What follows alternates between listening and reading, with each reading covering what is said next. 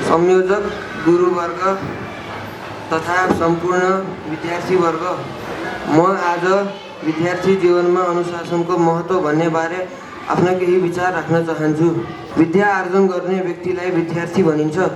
सामान्यतया शिक्षण संस्थामा गुरुजनबाट नियमित शिक्षा प्राप्त गर्ने व्यक्ति विद्यार्थी हो। यही विद्या अध्ययन गर्ने समय विद्यार्थी जीवन हो। यसैगरी नियम मर्यादा वा आदर्श आचरणको अनुसरण वा पालना अनुशासन हो। अनुशासनले नियमलाई पछ्याउनु भन्ने अर्थ दिन्छ।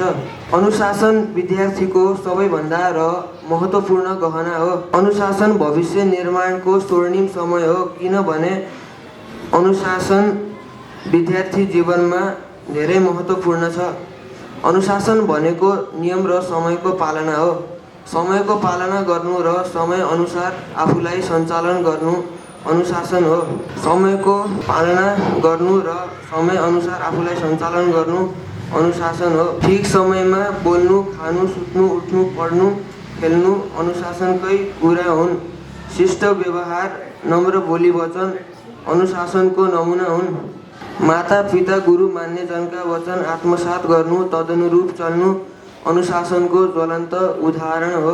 अनुशासित व्यक्तिले सधैँ राम्रो काम गर्छ, त्यसैले उसले आदर्श ज्ञान गुण सिक्छ। धन्यवाद।